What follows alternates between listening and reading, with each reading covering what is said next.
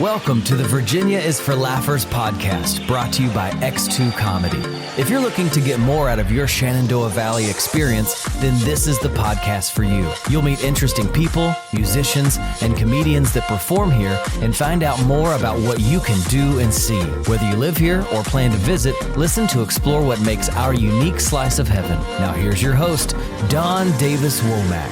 Hello, Laughers. Welcome to another exciting episode as we delve into the world of handcrafted beer at the Friendly Fermenter, with a sign above their entry proudly displaying the slogan, "Great beer and lousy parking."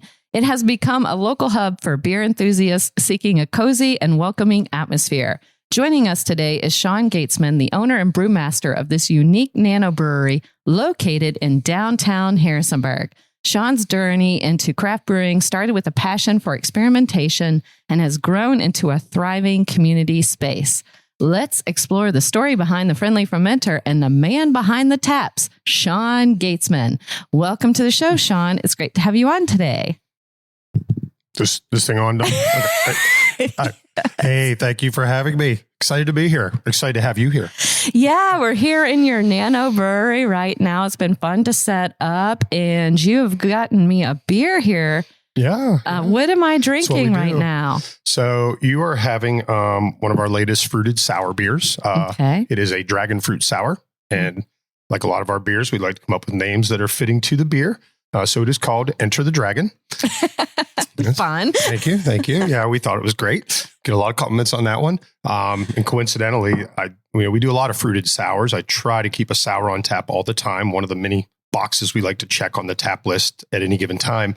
That's got to be one of my favorite pairings. The dragon fruit and the way that I do my kettle sours. For me, they what do you want to say, marry very well together. Mm-hmm. So I'm glad you're here to try it. And there you go. You know what? And it's really great because I normally am not a big fan of the sour beers and ciders and that type of thing, but I am very much enjoying this one. We get that some. We definitely get that. We get all that kind of stuff. Boy, I really don't like IPAs, but this third one was really good. Perfect. And what are you drinking, Sean? I followed suit. Breakfast beer. We had, there's a few on there, but I'm like, it's early, lower ABV, fruity. I mean, we could tell somebody this is a tonic. What do they know? They don't know. Yeah. They don't know. Yeah, a little acidity in there. It's good for the balance, as far as you know. Yeah, life's all about balance. There you go. Yeah, we're just balancing our chemistry right now. It's fine. It's all working fine. out well for me. How's it working out for you? Feels like a good Friday to me. This is such a great It's Friday, thing. right? Yeah, we'll go with that.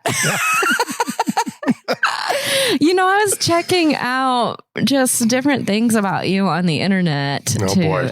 The internet lies, Tom. I know this. But I found some really fun stuff, too, in preparation for this interview. And something that we share that we have in common is we both come from big families. You are the youngest of 9. I'm the oldest of 7. And what in the world? Where are you? Where do you come from? Where did all these 9 children spawn from? Yeah. Yes. Catholicism. Me too. Yeah, there you go. Yeah, that's where they spawned from. It's so funny. One of my jokes is, telling people that I'm Catholic, and then, that means that my parents' form of birth control is more like, hey, let's just have some fun and see what happens. That's right. And I'm the oldest of 7. There you go. Yeah. My sister Terry and you could talk for hours, I guarantee you. Yes. But this was in Pennsylvania. Whereabouts? Yeah, in Pennsylvania? northwestern PA, as I usually start, because most people haven't heard of Clarion, let alone Lucinda. But imagine about an hour and a half south of Erie and about 2 hours north of Pittsburgh. Yeah. I tell people it's just a little north of absolutely nothing. Yep. But a place that, will always be in my heart and is a major foundation of who I am, probably forever, certainly so far to this day. Yeah. What do you think that experience, being the youngest of 9 and growing up in a big family, what do you think? What parts of that experience do you think have been a positive impact on your business and your journey? Well, for sure, I think a part of it, I used to think it was just kind of the time I grew up in as much as anything, but I've definitely learned over the years that it wasn't just the time I grew up in. It was where I grew up and the family I grew up in. But a lot of people where I grew up were very blue collar, Roman Catholic. Many of them were, only third or fourth generation from German descendants. They still had both of my parents either poached deer or worked very hard to see that their family were fed at one time when they were young children or young adults, their families. So I was only technically one generation away from that. And they came a very long way in their time, along with the 9 children. But so I would say that, that blue collar work ethic, appreciating stuff, and not that I do it all the time, not that I have a great work ethic all the time, but I can tell you, we live in a world, especially a country, of a terrible amount of waste and consumption. And when you come from a father who still brags about he bought a 15-cent bicycle and stuffed the flat tires with wheat because he couldn't afford to fix the tires, and then sold it for 25 cents. And that's how he started his auto body business, he says. Oh, wow. Yeah. In like 1930s, like that's what I come from. I tell people like, that's the acorn, that's the oak tree this acorn came from. So I think when you talk about what a big family, imagine multiplying that by a lot of people experiencing the same thing, a lot of opinions. I just posted the other day, I was in here mopping my floors and I couldn't help it. I posted on my own Facebook. I took a picture of the floor with the mop, right? And I'm like, I remember mopping and sweeping at Gatesman Auto Body starting about 12 years of age, and then countless square footage at Heartland Veterinary Clinic and Taco Bell and Burger King in between there. And I'm like, look how far I've come. Full circle. But you know what? That's the kind of person I am and have become even more by having my own business. The push for money and the push for, what are you doing next? When are you going to grow? What's the next big thing you're going to do? Which has been rampant in this industry. It's just not desirable. And it's become even less desirable in the last 3 or 4 years. It's much more about staying close to oneself and what we're doing here and just trying to be content and thankful for what we're doing and do it with a ton of passion and let the rest take care of itself. Mop the floors and let the rest take care of itself. Right. So hopefully that comes full circle. Like that's what I'm from. And not that I'm not very flawed and haven't evolved. And I certainly enjoy some creature comforts like a lot of us do. And I waste things like a lot of us do, but I also have my own little recycling program at the Friendly Fermenter that I have to take care of because there's nothing offered to businesses downtown, very affluently. And I'm not complaining, but I still try to take that passion of we need to take care of Mother Earth and be thankful for what we have and be humble and be small and be real. And, so there's things I do every day in my life. I drive my 1986 Toyota pickup because it's cheap on gas and it's paid for and it's easy to fix. Yeah. Right. I guess I'm only talking about all this because the question you asked, that's what I'm from. And as you can see, it's still very much part of me. Yeah. I love how it taught you to live authentically and appreciate. You try to, you have your moments of not being authentic because we're very much human, damn near. We're trying hard to mess that up, putting turning even ourselves all but digital. Yes. Yeah. I totally get that. Well, you mentioned quite a few things, lives basically you've had in your span here with, 25 years in Virginia. Yeah, 25 years in Virginia. Yeah, longer than I was in Pennsylvania. Right. And you mentioned you were at Heartland Veterinary Clinic. Yeah. So what sparked your interest into craft brewing then? And how did your journey begin? It was super random. And I've told this story a million times. So do you care if I just make up a fake one this time? It'll be really fun. Okay. What do you got? Okay. No, I'm just kidding. Okay. It may sound fake now that I've said they'll be like that. That's obviously, that's baloney, Sean. There's no way. So I'll try to be quick. Okay. Because it can be a long story. 2011, we suddenly ended up needing to move and we managed to get blessed enough to rent a home in the middle of the woods up in Linville. Really cool place. And fast forward, there were wineberries or wild raspberries growing around the property, right? So we started messing around, eating and picking those and messing around with those, enjoying the land again. We were surrounded by all this space and it was pretty cool. And it was, had our third young baby at the time. So we had a lot going on with kids and so forth. Well, about as randomly and serendipitously as you can imagine, we were doing stuff with these wine berries, and I decided to think about maybe making some wine. And I stumbled onto these little caps that you put on top of a 2-liter soda bottle to use as your fermenter. So I did that. Made a couple batches of wineberry wine in 2-liter soda bottles. And that's how my fermenting career started in 2013. So we were up on the hill a couple of years before this happened. And I know all this because I still have the binder with my original recipes, which the original ones, which I'm getting to, they're actually on pieces of masking tape. But I still have this piece of masking tape because they were on 2-liter soda bottles. Yeah. I didn't have any records yet. But when I was doing this wine, I stumbled on to more videos with this guy on YouTube. You ever heard of YouTube? I think so. Yeah, you can even learn to be a comedian on there. Did you know? Yeah, they say that's possible. Well, you can certainly learn to be a brewer on there. I can vouch for it. Anyway, so I started watching these videos. I'm like, I think I'll make some beer in these 2-liter soda bottles. Why not? I'm midlife crisis. And compared to like a brand new Corvette, I think I'm doing pretty good. So far, it gets worse. It gets a lot worse. Okay. Wish my wife was here to add in right about now. I wish she was too. Yeah. I would definitely have her chime in. So again, this is the fast version of this story. So we can get to other questions, but that 2-liter soda bottle batches turned into 1-liter or 1-gallon buckets, then 2-gallon buckets, then 5-gallon buckets, which is where most home brewers start. So I had to step up several batches. See how I talked about where I come from my dad and, selling the used bike. I pretty much started homebrewing the same way. Okay. It wasn't until I was into it for several months that I actually started where most homebrewers start.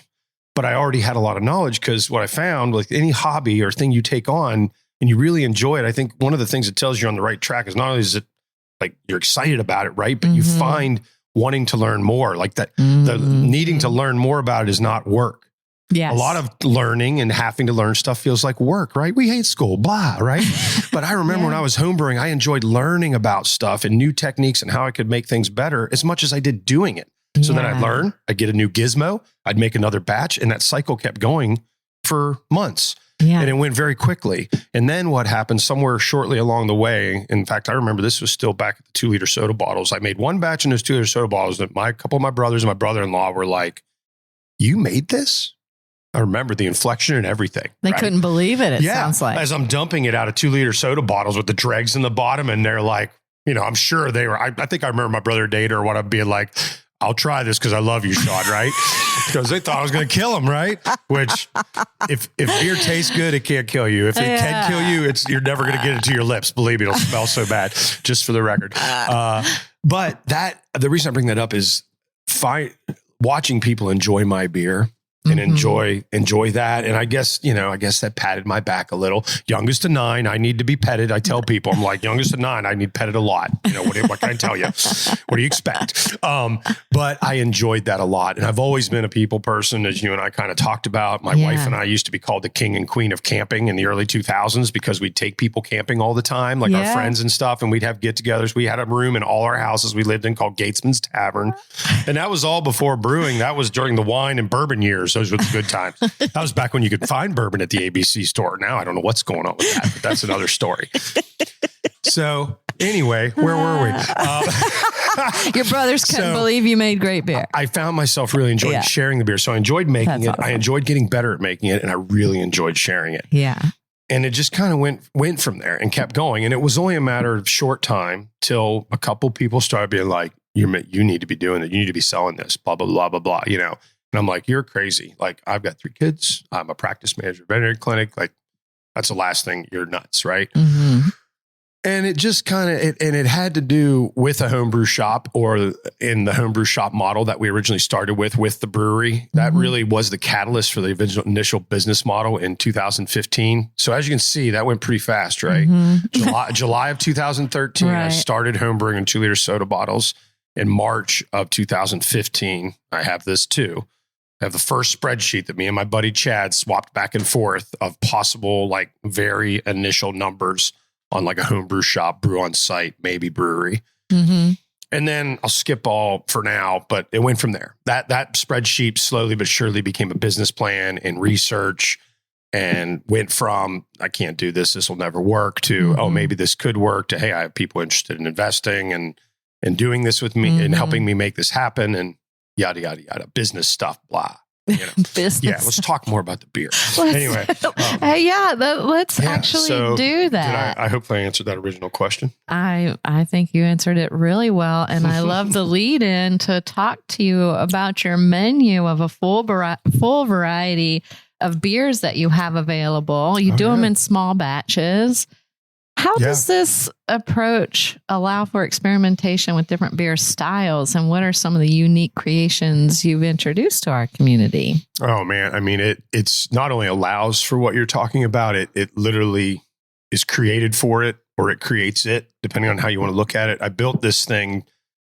The main thing I did when I built this is I wanted to take the approach to home brewing, the fun and the experimentation and the daringness at times. I wanted to bring that into what I was going to do. I was never a commercial brewer. I never worked at a commercial brewery one day in my life. In our conversation we just had, never mentioned any of that because none of that ever happened. I never went to a brewing school.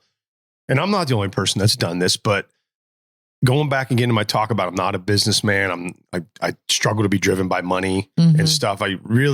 This thing, when it was just spreadsheets, was really meant to be what it still is. And it's even though it's evolved, I'm really proud of that. And the beer and the people, which we'll get to the people I know, the beer is the core of that and is supposed to really emulate that. And it extends through the relationships and stuff. So the batches are very small on a commercial scale. When I say very small, I only myself have known of 3 breweries smaller than me. And I don't mean this area, I mean it all.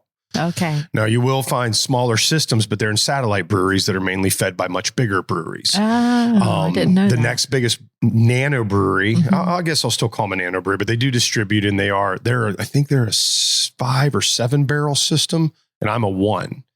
So that gives you an idea of how little I am. And then from there, it gets much bigger. Your brothers and Pale Fires of the world are brewing on 15 and 20 barrel systems, and they're still considered microbreweries. Wow. But compared to what I'm producing, it seems like an amazing amount of beer.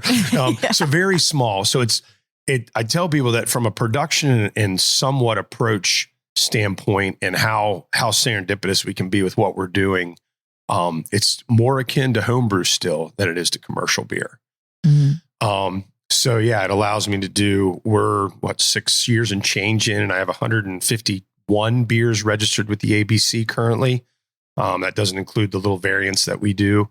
And at any given time, there's about 8 or so on tap. So you can imagine how much we rotate through. And typically 2 or 3 beers go off a week and 2 or 3 beers come on is the average. And so not only does that allow for all that experimentation you're talking about, but most importantly, honestly, is how fresh the beer is. Oh, yeah. One of the little quote unquote secrets, you can research and find articles about this, like, why is homebrew so good? Why is my buddy's homebrew so good? It's because it's so fresh. Most commercial beer at almost any scale you want to talk about, by the time you get it, it's not old or anything, but their fresh is about when my batches are gone or nearly gone. Oh, wow. Okay. Like really, really fresh. So I tell people when you come here and get a beer, it's like going, to Staff of Life or Bella Gelato to get a loaf of bread. And it's like, do you have the rye? And they'll be like, oh yeah, it's about to come out of the oven. Give us just a minute. I love that. My regulars and people come in and be like, dude, where's Bee's Knees? You said it was on today. I'd be like, give me 15 minutes. It's almost carbonated. And it happens all the time. And of course, to a production brewer, I'd be like, God, this guy is a mess. Fair. That's fine. But you own it. Yeah. Mess, fresh, whatever. You mispronounced it. But Link it to a shirt. But yeah, our beer, exactly. Ooh, I like that. Maybe a new mantra. But that is one of the secrets is how fresh the beer is. But not only that, is scale really matters when you're making beer. There's a lot of things I do here with ingredients and stuff, whether it's the amount or the approach, that I know when I started, you can't do that at a bigger scale. And many conversations I've had since then have confirmed that is the case. I mean, and when I say bigger, not much bigger. The other day I was making a batch of double breakfast for Christmas, which is breakfast. We can talk about that. It's a blonde coffee stout. It's one of my very popular beers. This is like a bigger version of it, but I was literally toasting oats in little trays in my toaster oven back there, 2 at a time myself while I was mashing, like fresh toasting my oats, like you can't do that at more than begging for a joke. Well, I bet. Yeah. Oh, my oats were very hot and fresh toasted. And you'll be able to taste it when you taste the beer. But the point is, I'll laugh at myself doing stuff sometimes, like making my own purees in my Ninja blender. Like even a brewery, the next size up from me would be like, "Are you crazy, man?" Like, but at my scale, I can do it. But it's even a little arduous at my scale. So you can imagine if it was 5, 10, or 20 times, it's completely out of the question. And we're not here to talk about brewing ingredients and all that all day long, but I think it makes a difference. It's one of the reasons I approach this place that way. And I think at least some customers, can I say some? I'll go some. That's humble. Go with some. Some customers would agree. Yeah. Let's talk about a couple of the unique creations that you've made so far that stand out in your mind, just to give people an idea of what types of beers you create. Yeah. Well, to like going back to early on, beers that have stood the test of Friendly Fermenter time. I love that. Okay, that's good. Is one that's on right now is called the Bee's Knees. Okay. It's a honey double IPA. It goes back to a homebrew recipe that I worked on when I was a home brewer. It was inspired by a more mainstream honey double IPA from the American market that comes out once a year. It used to be quite the beer.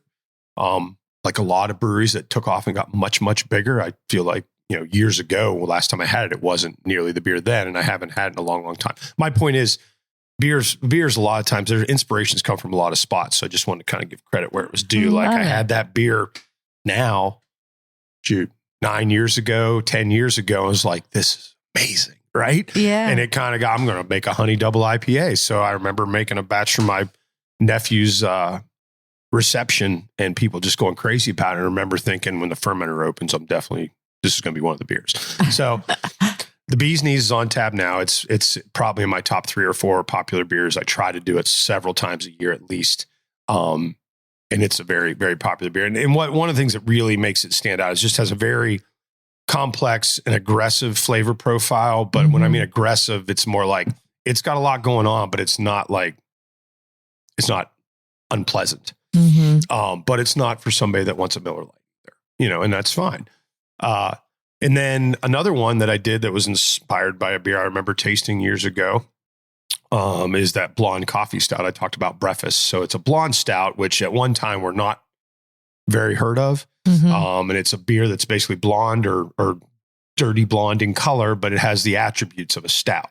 So it's thick and has a lot of mouthfeel and usually some darker type flavors. When I say darker, like coffee, chocolate, depends. When I made Breakfast the first year I was open, I was messing around and really didn't know if it was going to work or not. And the first batch, I kind of remember had to doctor it up a little bit to get it to where I was even remotely happy with it. And I put it out and it was kind of like love after that with the customers. It's not my favorite of my beers, but that's not the style I lean towards. But man, the customers love Breakfast. It's definitely the one I will have people come here. They'll be like, yeah, I've been meaning to come here. I heard about this blonde stout. And it's the Breakfast. Yep. And I'd like to take a little credit anyway, or not me, the beer. That beer, I think it can get some credit for. I feel like there's certainly in the last 5 years, there's been a lot more blonde stouts made in the Valley by Valley Breweries than there were Inspiring before. people out there. Yeah. I mean, it's just like I had a beer once that inspired me, I think, enough. Breakfast. And I guess why I mention that is not to toot my horn, but we're so little and our reach is so little. We're meant to be that local, like best kept secret almost. It's not that. It's just I'm terrible at marketing, but we're not going to talk about that anymore. But when you have a beer that transcends what you're doing, transcends the business and gets out there ahead of it and gets the attention of the other breweries and stuff, you're like, okay, that's pretty cool. Obviously, cool. And we could talk about transcendence a lot because that's a big part of I don't want to call it the business model because that makes it sound like that's how we make money. It's more like the core, the spirit of this place is really meant to transcend the beer, to transcend me for sure. Yeah. And a lot of that, starts and ends with our customers and the things that we do together, like we're doing this right now. When we get those sort of opportunities to bring people together over the beer, just like I did when I was home brewing. Yeah. But I just joke. I'm like, now I just got a bigger bar and I have to pay rent. But That's the thing, is to bring people together, bring friends together, have them bring their friends. Now they make new friends. This L-shaped bar is so funny. It's so great how people will meet across the bar. Next thing you know, the person that's over here is now right there, and the person who's over there is now right there. And talking. Now they're talking. Yeah. I've seen people meet and leave here to go to a bar when we close together. Honestly, two dudes hanging out, girl and a guy, They just different made a thing. new friend. But yeah, they met while I was bartending, and before I closed, they decided they were headed off somewhere else. Hey, you want to go grab a steak and cheese at Ergie's or whatever, right? Yeah. I'm like, we did that. Yeah, you did do that, all from your local creations. And speaking of local creations full of goodness, I brought you some bites to try from our sponsor, Pre-Popsterous, Shenandoah Valley's only award-winning popcorn. Have you ever had it? I think you've been munching on it while we've been... I had almost all you gave me while I was waiting for you to tell me I could eat it. So, yeah, okay. Do you need any more over there? Need some more. Okay. Isn't it really great? This is the white cheddar, classic cheddar mix. It is pretty good. I should have probably tried that caramel with the sour apple CB&S there, that little caramel apple action going on in our breakfast beverage. But this is very good. Yeah, see, the possibilities are endless. You compare Pre-Popsterous popcorn with Friendly Fermenter beer. We, believe it or not, we have done a beer and popcorn pairing before. Oh, see? Not unheard of here. Yeah. Okay. Hear that, folks. Pre-Popsterous has their kernels grown right here in the valley, and their factory is 100% nut-free. Did you know that? I did not. There's a joke in there, too. Jokes waiting about. Their popcorn does make a great gift for any occasion, perfect for birthdays, anniversaries, literally anything you can think of. And Laughers, Pre-Popsterous offers our Laughers a discount. Just use promo code LAUGH15 to get your 15% discount off any of their sweet and savory flavors at prepopsterous.com. That's prepopsterous.com. And take a visit today. I would have to practice their name a bunch to do as well as you did. That was awesome. Nope. Thank you. It is tasty popcorn. It is tasty popcorn. I'm a sucker for some cheese. Me too. This is one of my favorites. I have a few favorites over there, but this is definitely one of mine. So I want to talk about, now we're talking about your beers and unique creations. I know this changes, but what do you have on tap right now? Right now, like the whole list? Let me just run it down, huh? Yeah. Okay. Let me clear my throat. Oh, yeah. Go for it. There we go. Okay. Well, we've got a pretty good list on right now, actually. So I was talking about the Bee's Knees, the Honey Double IPA. We've got that one on tap one. Tap two is a beer I haven't done in a couple years that I brought back for the holiday season called Big Bear Hug. We actually have a whole bear line because I was always kind of a big dude running around the woods and known for my good bear hugs. Aw. I later learned that like a bear's also known as something else these days, but I'm like, hey, whatever, straight but not narrow. It's cool. So Big Bear Hug is an imperial stout that is still with us for the time being. It goes over really well with the folks. F-Bomb. This is PG-13, but the funny thing is F-Bomb actually stands for Falconer's Flight because that is the hop blend that's in that IPA. So F-Bomb is an IPA. Okay. And then number 4 is what we're drinking, Enter the Dragon. It's very good. Yeah, the Dragon Fruit Sour. I really enjoy it. We did have a lovely pink sour on for quite some time called In Your Breast's Interest. It's a breast cancer fundraiser beer. I remember that. I was wishing it finally went, but we do that every year in October with our friends the Ziembas who have a not-for-profit. And it's always fun to bring that beer out and hit that with a little hibiscus, gives it that nice pink color. Number 5, we have several non-beers right now, which you got to have. We got to try to be very diverse these days, survival and so forth, and trying to get as many people in here as we can, only being able to sell our beer as far as alcohol goes as a brewery. Because number 5 is Niagara, which is made with Niagara grape juice. It's what I call a grape-infused brut ale to make the ABC happy, but it's basically a wine hybrid. Okay. So it tastes like white wine, and it's strength like white wine at like 10.8%. So the white wine drinkers might like that one right now.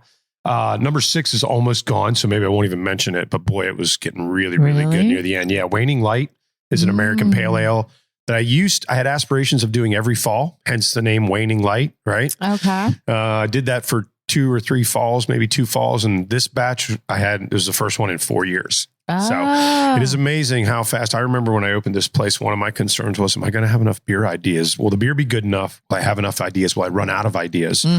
There's still beer concepts I had in my head when I opened this place that I haven't quite gotten to. Oh, that's and exciting. I say that because I say that because I honestly can't believe that's a fact, but it's a true to God fact. Okay. It's just, there's so many things you can do. You're like, oh, I'm going to try this sometime. Yeah. But you just never quite get there. I'll get there. Yeah. CBNS at number 7 is actually a line that we do that I'd like to highlight a little bit because it's definitely for the non-beer drinkers. It's called CBNS stands for Can't Believe It's Not Seltzer. Interesting. The hard seltzer thing is all a big crave and all that. And for whatever reason that the ABC is actually still trying to figure out, the breweries were the ones that got to make seltzers and sell them. The funny part is there's really actually no hard legislation saying that's how it's so. My understanding is that could still just change someday, which would be really interesting.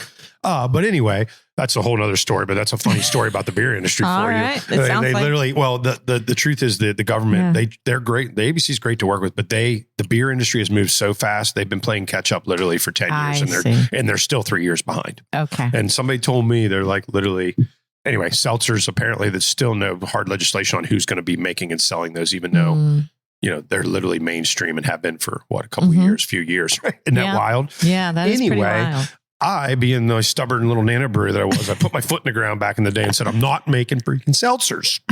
All right. This is not beer. So it isn't. Can't believe it's not seltzer. So it is also a brut ale. You'll hear that term. I'll use that term a good bit because a brut ale is just like a brut champagne, very dry. Yeah. It's basically a beer that's made to taste like absolutely nothing. And I mean nothing even less than insert massive beer light. Even less than that. I'm not going to name any of the big guys and get us in trouble. Or maybe that get us on the map. Should I name one of them? No, I'm just kidding. Anyway, not bringing up Miller Lite, I promise. Dang it. You just did. All right. So the brewed ale basically gives me a blank palate. Imagine Bob Ross. I love Bob Ross, by the way. We love Bob Ross here at the Friendly Fermenter. Just need to get that in there. Okay. Imagine a blank palate that I can turn into whatever I want. Because we're actually getting ready to start trying to do a line of basically ones. You see all these mixed cocktails at breweries now and stuff. And that's when they're making seltzers that taste like, sort of like, well, it's good for the goose. It's good for the fermenter, right? Or we may start trying to, we have done variants. We've done a Moscow Mule variant and a blueberry ginger mojito variant before. When I say a variant, it's like 4 or 5 gallons, very small amount. But anyway, can't believe it's not seltzer. The one that's on right now is tart apple. So it reminds you of an apple cider. Yeah. I've had several cider drinkers tell me they love it very much. So that's cool. And then number 8 is actually a brand new beer that is a bit of an ode to our space and our theme a bit. And Cheers for all you listeners. You know Cheers. I know you know. Cheers. Come on. One of my favorite shows. What I love is even 20-somethings. They'll be like, oh, yeah. They may have never saw an episode. They know what you're talking about at least. Anyway, we have a brand new beer, as we call it. That's the term I use for beers that taste like all the beer I used to steal from my dad in the 80s. When all the beer tastes the same. Yeah. Well, now I call that beer. Right. Okay. Just beer. Beer. That's so 2 words. Normal beer, as it's called, and it's Norm-L for Norm from Cheers, right? Cheers. So normal beer is our new concept beer that it's nothing fancy at all. That's the point. It's $5 a pint, but we might actually try to keep it on tap all the time, which if any of the Friendly Fermenter faithful are hearing this, they're like, what did he just say? That's good news. We've never, well, maybe not. We've never... In 6 years, we've never had a beer that was on tap all the time. Okay. Even the ones that people tell me I should have on tap all the time. Because I tell them, and I still believe this, like breakfast I mentioned, if it was on all the time, I promise for a lot of you, it would no longer be as special. Nice. And if people that deny that, come on, that's how we are. We want what we can't have. That's how we are. Right? So, but normal beer is not special. That's the beauty of it. It's just normal. And that was actually an idea of my main brewer and partner, Aaron. It was his concept. He even came up with a name, which I love. I love a good beer name. I love a good beer pun. So, and the beer names come from all over the place for sure. So that one I got to give credit where it's due. So that's the last one on tap right now. There you go. I love that. We got a couple fresh batches coming out probably, this weekend starts tomorrow, huh? But this weekend / the first of next week. Yeah. Yeah. Toasted almond brown ale called Almond Brothers. You don't want to miss that one. All right. This will be coming out between the week of Christmas and New Year's when people listen to this podcast. Yes. Will that new release be available? Yeah, you're right. I forgot about the time, but yes. Almond Brothers would probably, the one I'm talking about right now, the ones that are on right now, only some of those will be out by the time this comes out. Some of them will, but that Almond Brothers I just mentioned, it's just getting ready to come out, so it will be out. And if they miss some of these, it sounds like they will make reappearances they're later down eventually, the line. but there'll be other goodies coming. Don't worry. Kissing Santa will be coming back for Christmas. All right. That's our, what do you want to call it? That's oatmeal cookie stout that I do for Christmas every year. So yeah. So there'll be that'll definitely be around after Christmas as well. That's awesome. Now, forgive me for not knowing this, but who is Bob Ross? Are you serious? Yeah. Interview's over. He's packing up right now. I know you're trying to be a comedian and all, but that isn't funny. Am I having Bob a Ross. senior moment? What is happening right now? Can I have a second? Yes. He's grabbing something. Am I just not making a mental connection right now? It won't be the first time I haven't made a mental connection. No, he's showing me a Christmas ornament that... No, I might not be the only laugher out there that does not know who folks, Bob Ross is. Keep listening to this podcast just because everybody makes mistakes. All right.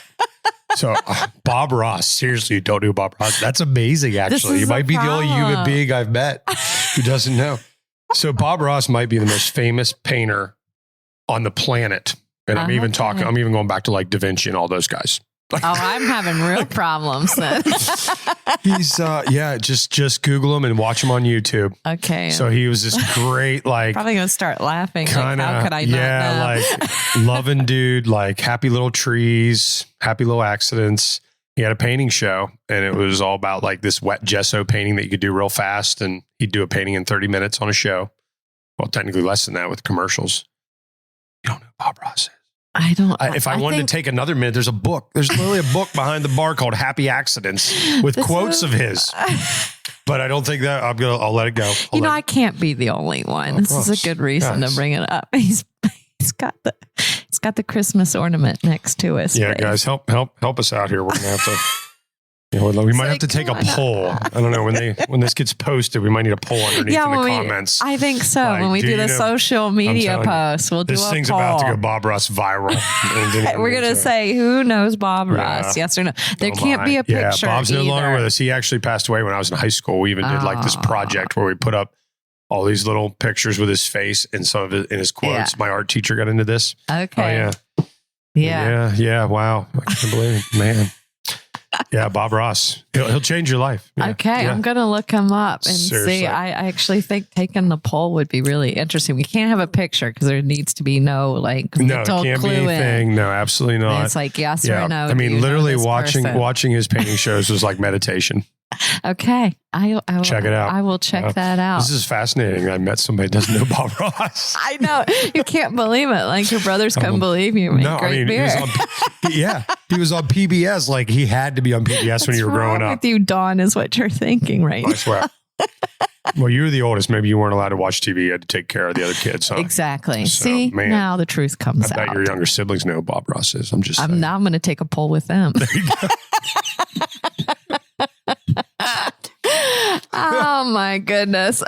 Sean, I love how you foster a sense of community here in your tap room. We've been talking about that.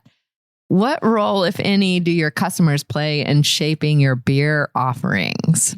Oh, well, a tremendous amount. And they do, because back to what we were saying, how liquid the beer here. Ooh, you like that? How liquid the beer here is very good. You're getting so many t-shirt sayings in this podcast right now. Friendly Fermenter, our beer's liquid. Yes. Crazy. But the beers turn here so fast. And I talked about that flexibility. Yeah. So it allows them not only that, but our open ear. And the fact is last time I checked, they're the ones paying most of the tabs in the system there, So, but that's the beauty of it.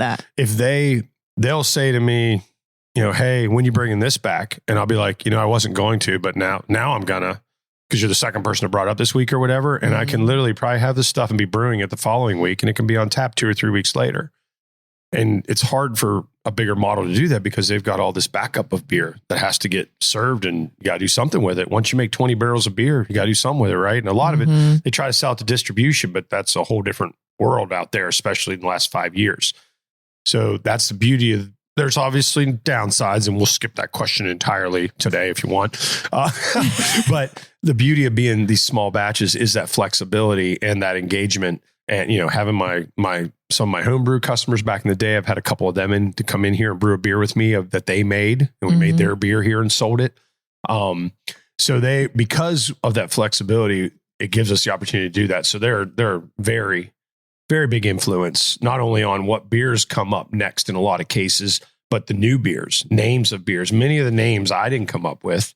We start talking, we start making jokes, and next thing you know, or I love it when somebody will say something and I'll be like, now this is a t-shirt. This should be a t-shirt for me. That should be a beer name. And it's so many times that people have said something, but they said it, not me. I was just the one who heard them say it and be like, that needs to be a beer. And then, of course, it's not just, oh, that's a catchy name, we'll make it a beer. Usually there has to be something to tie it to, you know, like I have a beer called Buzzing the Tower after Top Gun, because I have a couple Top Gun beers. Yes. So I've Talk to Me Goose, a gooseberry goza. So you see how there's like, yep. And then Buzzing the Tower has Styrene Cardinal and Falconer's Flight hops in it. So you see what I did there? Yeah, I saw it. So that's those layers with the beer, and it makes it so much fun. But yeah, so with all the conversations and the engagement from people, and then like the fundraisers, like In Your Breast's Interest, that beer was created and the name created all because of our friends who have We Are Tickled Pink and wanted to do a fundraiser with them specific to breast cancer research and, you know, pink. Yeah, that's really fun. How and you the play examples on go on names. with those. Yeah. Yeah. I think, you know, it's that aspect of the beer making, not only the making the beer, but being able to brand it like that, which obviously you don't get to do as much as a home brewer. That's a part of the fun and, dare I say, art of it that I've really enjoyed and probably didn't entirely see coming as much as it's been a part of it. And it's funny how people will give you a lot of credit for that. And I guess I didn't really think about it a lot until I got into it and started doing it. And, you know, yeah, it adds layers. The truth is that, you know, no matter what the beer's called or what style we even want to call it, it technically would taste the same, right? But a cool name that tugs at somebody's heartstrings or reminds them of a movie they once knew or a favorite band, you know, it's fun stuff like that. Yeah, it makes the beer more fun, I think so. And you have weekly specials also pretty much every day that you're open, it looked like, except for Sunday. So Sunderdome. Yeah. Sunderdome. What's Sunderdome? That's what we call Sunday. Sunderdome. It's for people it's for the rare. They get these people that like, especially the industry people. We've always wanted to actually make Sunday our industry day. And we do have an industry discount, but go back to that terrible marketing comment I made once. Like we just have not really made the time to really market it. And it was always our intent that Sunday would kind of be an industry night. But we jokingly call it Sunderdome for the people that like, that's our day to party. So it's Sunderdome because, you know, you got Friday and Saturday and then Sunday. That's also a name I didn't come up with. One of my regulars, they call it Sunderdome. Yeah. And when you say it's a industry day, does that mean for other restaurants, breweries, drink, types of establishments that really thrive on the weekends? So people are always working Fridays and Saturdays. Oh, so then people that work. It's not an uncommon thing for a place to have an industry night on a Sunday, and that is something that we hope to promote better in the future. Okay. But yeah, the point you were just wondering about the weekly specials. Yeah. What are they? So. What are they? Yeah. Just specifically? Oh, that's an easy answer then. Cool. Thank you. Yeah. You're welcome. Yeah. I throw a couple of those in every now and there again. you go. So I'm just going to mention Mondays because we don't have anything currently, but we are working on for winter because normally in the winter we close on Mondays, but we're really planning to and intend to do this. We're probably going to start a dart night. Oh, Mondays. Cool. It'll probably be the only night you can throw darts. And it'll be pretty informal, laid back. But I think Mondays are going to end up being dart night here in the pretty near future. We got to get some setup going with some old doors and a couple dart boards and stuff. Safety first. And don't worry, people, that'll only be on Mondays. So there's not going to be darts flying around here all week. We promise. Yeah, believe me, we thought this through. Tuesday is our trivia night. So we have trivia. This isn't what the question about, but I just have to mention, like, it was always the goal. And maybe if we could ever be there again, I wouldn't be opposed to it, I guess. Maybe that's why I have to bring it up. But like the goal was to be the brewery that was about the beer and the people, like an old school public house for those of us. I mean, neither of us are old enough to know what a public house is, but we know what it is. We never visited one, but basically a place for people to come and meet, get their work done, relax, read a book, have a beer, a snack, whatever. Not watch live music, not play bingo, not do singo, not paint paintings. or do all these things. There's nothing wrong with it. But Absolutely the truth is not. Yeah. that there's nothing wrong with that kind of engagement. But the reality of it is if you look, it's abundantly clear that that's where most of the breweries have gone. Mm-hmm. Whether they're just all following suit or whatever their reasons are, they used to always do it. And now post-pandemic era, it's like, just look at the event listings and you'll see it's amazing on any given night how much stuff, and almost every brewery is doing something every night, and cideries and similar. And it's good to have all of that available. It is. It is if there's people to come do it. That's another story. But my point is, originally my hope was to just kind of be the place where, because the truth is there are people that want to come have a beer and they don't want to have to worry about live music or bingo going on, or they just want a bar. Yeah. Especially in Virginia, where there aren't just bars. The breweries brought the bar back. You're welcome, by the way, people. I'm from Pennsylvania, where there were bars. I came to Virginia. That was the first thing I heard. They're like, there's no beer distributors, which, by the way, Brew Through is not cool. They've been around forever, Pennsylvania. And do you know what Brew Through is? Brew Through, you drive through? Yeah. Okay. It's a big thing. And they sell t-shirts and all this because I moved down. Like, you've been to the Brew Through in North Carolina, blah, blah, blah. I'm like, what? You drive through and they put the beer in your car. I'm like, yeah, it's the only way to buy beer in Pennsylvania. Anyway, another story. Yeah, funny stories, coming from another time in another state. Yeah. But anyway, the goal of the Friendly Fermenter was to just kind of be the place that was small and for the people. And that was going just fine till the pandemic era and the move to a lot of outdoor spaces and a different feel with things. And I think not only that, I think this isn't what you asked me, and I will get back to your answer, but I think our social skills and our social comfort, whether we even realize it or admit it, have evolved, have changed a bit after the pandemic. None of us experienced anything like that before. No. And so I think we like to go out and be distracted. It's easier to go watch a band and bebop, be like, aren't they good? Yeah, they're good.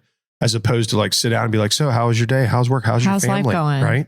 How are you doing? That's not what we're going to talk about, but I'm not wrong. Because we talk about it here. How it's amazing how you want to go out and you want to be distracted because you kind of forgot how to have a conversation or, God forbid, meet a new person. Anyway, so we do these things during the week. My point in that is that was not what we're supposed to be about. We're actually supposed to be the place that it doesn't do that. Like restaurants don't do it because, it's funny. People don't want to try to do all these activities while they're eating, but when they're drinking and stuff, it's become commonplace. It's a fascinating thing. It's more intimate, like in restaurants, you go with your partner, your spouse. It's just one of those things in this industry. I was talking to you when we talked that one night, how I want to make a stand up. I don't know if I'll ever actually do this, but there's things that happen in this industry that just don't happen anywhere else. And if you put a comedic spin on them, you could do an entire stand up bit about it. That's one of the things, like the activities. Like I'm just waiting for there to be like some really odd activities in a brewery. Cause I've heard of them doing goat yoga at a brewery. Once we're doing goat yoga, what's next? I don't know. Thank you. That's what I was thinking. That's exactly what's next. I have heard of goat yoga. If you brought the goats in and yoga while you're drinking beer, is there any limits? Anyway, so I jest. I'm not joking about the goat yoga. That's all. There's a business around here. They do it all over the place. And they've been to a couple of the breweries. Yeah. But my point is, our goal was to be the place that was just the social meeting place, the bar, and have a little bit of music, a little bit of this. But it's been hard not to survive in that model. So trivia. Let's keep going. So Wiener Wednesday. On Wednesdays, we do dollar hot dogs. And we were doing dollar hot dogs before the pandemic and the massive inflation. And we're still doing dollar hot dogs. I love And they're still Kirkland brand all beef. Give Costco a little plug. Why not? So good hot dogs on Wednesday. Dollar dogs. Come on down. They are eat-in only. Thursday for our mug club, which we could you were talking about things coming up. We'll talk about that. I'll definitely chime in on that because that just started up again for 2024. We have a mug club, and on Thursdays they get $1 off their pints and $1 off crowlers, and so we call that Thirsty Thursdays. A lot of times I'll try to talk about those variant beers. I'll try to release those on Thursdays, and then Friday and Saturday are Friday and Saturday. So they don't get specials necessarily, but we do. That's often when our live music is. And other such events, fundraiser events. Because as I said, we've always done a little bit of music going back to our very original model. Most of it's local people that we know and stuff. But we get hit up by so many traveling artists. We do bring a few in. Yeah, that's good. I like that. I like how you're incorporating so many different experiences because people like different things. And also too, it gives people an opportunity to try new things. And you provide more experiences beyond that. You have these 3T experiences where people can taste. You're teaching about beer. They can take a tour. Tell us about those. Those sound really fun. Yeah, that's something that is more in line with what we intended to be from day one. That sort of is a spinoff of when we used to be a homebrew shop and a brew on site years ago. I wanted to still give people an ability to get involved with beer and to learn from us or me. I like to say us but these things these days, I'm the one doing those. And the other thing is I've had a lot of calls to speak at Ruritan clubs. I teach a class at JMU, or not here for a JMU class, just one session, not a whole class, but I teach a session for a class at JMU a couple times each semester and things like that. So that the interest and demand have been there just on their own. So I thought it'd be cool to continue to try to offer that for the community. It is, from a business standpoint, it's really meant to be like a group thing of at least a small group or so. But what it is the 3T stands for tasting, teaching, and tour.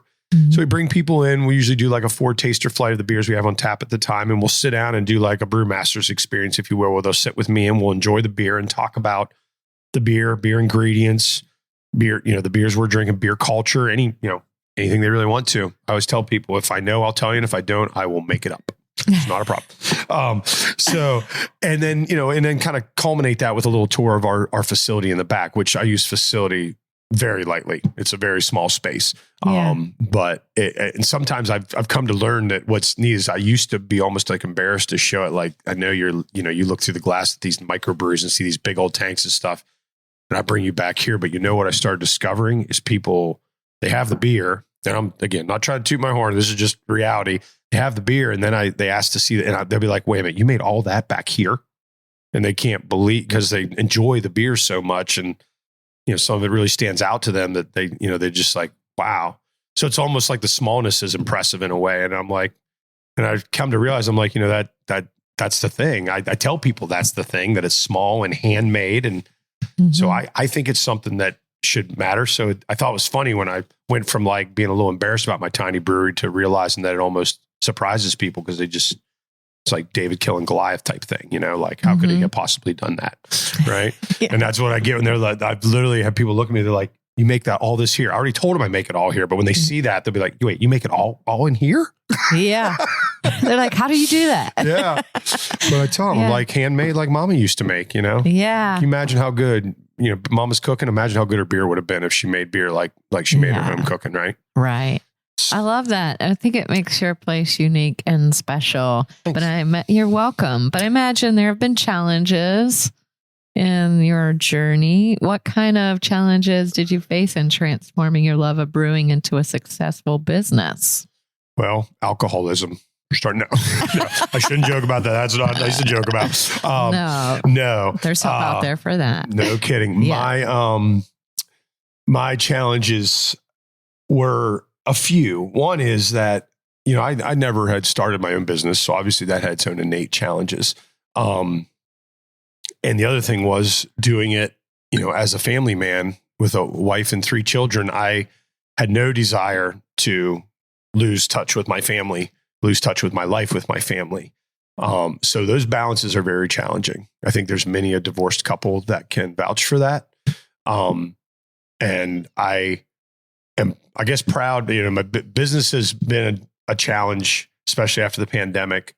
But I'm proud that I never lost sight of that, and that's probably in part why the business has been a challenge, because I haven't been willing to literally give all of myself to it. I try. I'm cool with 50 to 60 hours a week, but 100, no. That kind of thing. You know what I mean? Yeah, I get it. Yeah. So that balance has always been a challenge, and then as things got slower and harder after the pandemic, and then recession, whatever you want to call our times that we're in, the inflation, all of it. And my family had to make some financial adjustments. My wife kind of went back to work full time. Obviously that balance became even more challenging. So that's been a big one. And then the other one, and I did this myself. It was by design, but sometimes you gotta be careful what you wish for, right? I built this place around community and myself, and kind of grew it from the people that knew me and knew my home brew. And it was meant to always be very connected, and I would be connected to the people. And I knew that eventually it would need to transcend that. Couldn't do that forever. 2 challenges have been: one, even though I thought I knew all that, I still wasn't able to appreciate the weight of being that connected to, not to your business, but to your business's community, to your customers. In this day and age where people can message you in 1,400 ways, but somehow our communications more broken than ever. It's the weirdest thing. Again, we're not here to talk about that, but that's a whole nother podcast. Oh my God, for days. We could talk about that for days. Somebody's going to write a lot of books someday. The de-evolution of the human race. But so that was a big one. Is even though I thought I was prepared for how heavy that personal connection and with my customer base would be, it was even bigger than that. Yeah. And then the other thing is working towards transcendence, working towards, getting the business to where it can be the friendly fermenter without you beyond me, Yeah. getting to where more and more customers, when they think of the friendly fermenter, they don't think of me because either they don't know me at all, or they just don't make that analogy. Because all that isn't sustainable, not at my age, not where I'm in life. And that's where I've, been pretty candid and honest about. So those have been the bigger challenges, but the passion for the people is still there. The passion for making the beer is definitely still there. I absolutely hate running a business, but I'm working on that.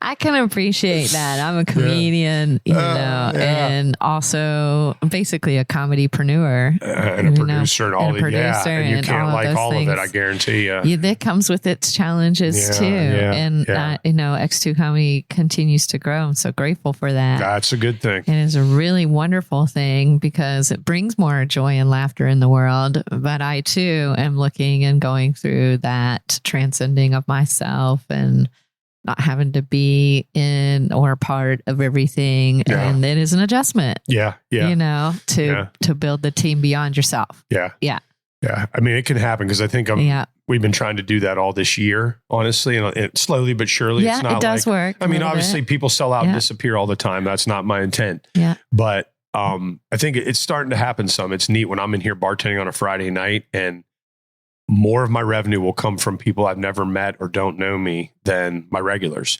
I love my regulars, but it's just cool to see signs of that transcendence, because the truth is and not to get into all this, but I've had a lot of regulars and regulars over 6 years, and you can't keep them all. You can't keep them all happy. We've gone through a lot of things, so you can't live on that. You can't live on that. Like I said, it's not sustainable. You can't live on that personal connection, like all your buddies drink. I mean, it sounds cool to have and we still have that. And we have people that come in and start as an occasional visitor. Then they've been back. Then we learn their name. And next thing you know, they're regulars, as we call them. So they keep coming and going, but you realize that it can't be directly connected to you, can't be directly connected to Aaron, can't be directly connected to Emma. It has to be just directly connected to the friendly fermenter. Exactly. It's got to be bigger than any one of us. It's always meant to be. So now it's kind of time to put my foot forward, put it into action where we've been talking, because it was never meant to be. I tell people before, I'm like, and here I am on your podcast. I think I mentioned to you the Sean Show when you asked me about being on here. I'm like, oh boy, more of the Sean Show, because I tell people, I'm like, it's time for the Sean Show to end. And the funny thing is, here we are, because this is the kind of stuff I'm actually talking about. Like, I want to work towards it being the friendly fermenter as an entity and a community thing. Absolutely. And not because, for a lot of people, I am the friendly fermenter. And Sean Gatesman is the friendly fermenter. And I always joked with people, but I'm serious. No, I'm not the friendly fermenter. I'm actually the angry German. But I do own the friendly fermenter. We're in similar journeys with that.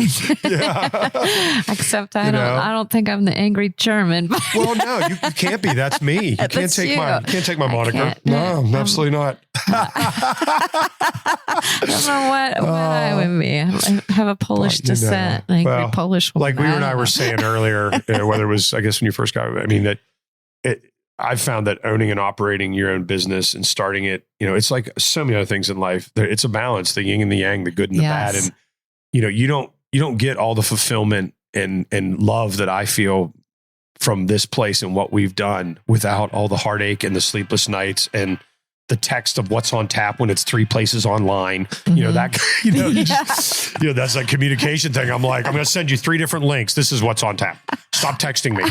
Or phoning you. Yeah. The phone is ringing now. You answer your phone? Is that what that is? Is that my phone ringing? I wasn't sure what that sound was. Speaking of lack of communication, but you just don't get the great with the bad. You know, it's like parenting. You're a parent. Yeah. I know you were talking about your son. You could see your pride. Yeah. I mean, my kids and my wife are my biggest pride in my life. Absolutely. Despite whether, you know, not even a close second is the Friendly Fermenter for me. But they're also by far, you know, my biggest fear and challenge. You know, I worry about, God, what would my life be if something God forbid something happened to them, or will I let them down, or am I doing a good enough job? But it's the yin and the yang, man. Whoever came up with that knew what they were talking about. Yeah. Life is balance. Life is balance. I've said it on the podcast before. It really is the ups and the downs. Yeah. I've been on a mental health journey, and my main therapist, I call her Boss Babe. Nice. Yeah. She says, and it's really stuck with me. And I found when I share it with people, it really sticks with them too, that every day is grief and gratitude. There's something that you're gaining, and then there's also something you're losing. Yeah. And it's important to think about that. You know, I think as well, historically, and we want to be happy all the time, but the truth is that's not reality. Yeah. That's a cereal box is what that. No, I mean, I think it's more about can you find gratitude in those ups and the downs? Absolutely. Because I mean, I know it's cliche to be like the ups wouldn't be ups without the downs, but you know, they're both human emotions. You know, I've been on maybe not the exact same journey as you, but I too, a lot has transpired in 2023, both transformations in the business and individual transformations, trying to get beyond the darkness that I let myself get into during some of the pandemic times and after. And you know, I talked about, you know, feeling like you're losing touch with people that you were so connected to, and you got to learn, you know, so I had to do some of that stuff you're talking about, and I've had my way of doing it. Yeah. You know, it's perspective for sure. And you can easily lose it at any given moment, but that's because we're humans. Yeah. Yeah. And the down times and the challenges, and it's, you know, been a journey for me to accept this, that there's a lot to learn when things don't go right. You could get all upset and spend your energy on that, not the thing not going your way, or step back from it and come from a perspective of responding to it and say, well, what good come out of this? Or what did I learn from this? Or what can I do differently? You know, how am I better because of this thing that didn't go my way? Learning from the challenge. Yeah. Yeah. It's funny. You bring that up. That's one of my concerns with our world today. There's, you know, when you have so many things right here in the palm of your hand on a little screen, there's no challenge to any of it. Like where's the learning coming from? And I don't mean like book learning. I mean the learning you're talking about. Yeah. The learning we learn by falling down and struggling and crying and feeling like a failure and being scared. Yeah. You know, when everything's right there in your hand, not everything obviously, but you know what I mean. I do know what you mean. So much comes so easily. Not that you and I both don't do it too. I mean, if I got to go somewhere, hey, Google, where's this at? Right. Oh, absolutely. It's a blessing and a curse in a way. Yeah. It goes back to yin and the yang. Like, I think it's important for people to go out. Like I go out in the woods and, you know, carry my food on my back and, you know, be out in the cold for a night and things like you find ways to counter all that, I think is important, or we can lose ourselves. Yeah. And at the same time, acknowledging that things aren't always great. No, because we can't pretend they are. We need to acknowledge them and feel those feelings. Yeah. But again, step back and get to a place where we respond versus react. Yeah. That's it. Yeah. Yeah. Because the reaction ultimately isn't actually us, because we know, because we can see it and feel it. We know it's happening. So it's something more. Our consciousness is more than that reaction. Yeah. Problem is we let it sweep us up and take off. Those are not my words. That's that. What's that guy that wrote The Untethered Soul? That's I read that book too. Very good one. Yeah, there's a lot of great stuff out there. A couple of his books. They're pretty good. They're good mindful stuff. Yeah. Who knew we were going to close out with this cool stuff? But I love it. Michael Sanger, I want my check. No, who's Michael Sanger before we close out? Who else do I not know? It's the guy who wrote Untethered Soul. Okay. Yeah. Yes, I do know that. I don't know. I think Mickey wrote it. Yeah. Yeah. Okay. Yeah. All right. I do know that one. Did I pronounce his name right? I'm not even sure. It's something like that. Yeah. I think you're close. That's what counts. Yeah. So as we wrap up here, I'd like to ask, how best can the Lappers stay updated with the Friendly Fermenter on social media or otherwise? Yeah. So obviously we've got Facebook, or we've got our website, friendlyfermenter.com. The tap list does get pushed out to that from our wall, our screens here. So that's kept up to date real time. The rest of it is just kind of mostly static information, but we are working on trying to develop that. But friendlyfermenter.com. The more dynamic stuff is on Instagram and Facebook. We're the Friendly Fermenter on Instagram and the Friendly Fermenter on Facebook. We do, for you Facebook users, if you really want to keep up with us, we do have a group that I created when I was building this place called Following the Friendly Fermenter. I built it so people could kind of watch me because I literally built the place. And then it was a fun journey, and people would come by and visit and we'd get pictures and whatever. And it had a lot of great engagement. So we just kind of kept it going. And because it's a group and not a business page, I found it a lot more dynamic where our customers and anybody can post. Because of all the spam stuff, I have to actually approve them now because too many people are trying to sell sneakers from China. But, it's the world we live in, right? Yes. But the Following the Friendly Fermenter group is where I and a lot of other customers personally post stuff. And, a lot of times stuff will go there before it goes anywhere else. But that's where you'll find us. If you Google Friendly Fermenter, you're gonna find us. We're not the winemaking shop in Canada, though. Okay. Thank you. Okay. I think somebody told me they actually closed, but I remember back in the day when I was looking at the name. Yeah. And, just making sure I wasn't going to have too many problems with like trademark issues or anything. And I'm like, winemaking shop in Canada? Nah, I'm good.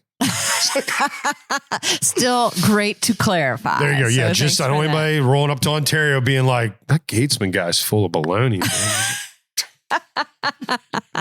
Well, laughers, to find out how full of baloney he is or is not, we'll be sure to put its contact information for you, the Facebook group, and everything for you in the show notes. So whether you're driving, working out, or whatever you're doing, you can just know that you can pick up that information there. No problem. And thank you so much, Sean. This has been super fun chatting with you today about all things Friendly Fermenter. Thank you for sharing your story. Gosh, all the wealth of information you have. We just really didn't, a pun here. We didn't tap into it all. I think you mispronounced BS there. I think I did too. So you're going to have to come here and find out for yourself the community they have at this Nano Brewery with all the great beer and the lousy parking. Thanks again for coming on the show, Sean. Hey, thank you. It was fun. Yes, I think so too. And laughers, to learn more about Friendly Fermenter, to see what's on tap, bar bites available, weekly specials, their 3T experiences, or to rent their space, visit friendlyfermenter.com or follow them on Facebook. Also, don't forget that discount on Prepopsterous using promo code LAUGH15 at prepopsterous.com. That way you can munch on it on next week's episode when you enjoy fresh new content. And lastly, and most importantly, thanks for tuning in, laughers. Out of all the podcasts out there, you picked us, and we think that's pretty darn special, just like you. Until next time, keep smiling. Bye. Bye. Thanks for tuning in to this episode of Virginia is for Laughers podcast, brought to you by X2 Comedy. We'll be dropping a new podcast every Wednesday, so check back for another uplifting episode. Come to an X2 Comedy show or let us bring one to you. To find out more, head to x2comedy.com. Be sure to share this podcast with a friend, and until next time, cheers.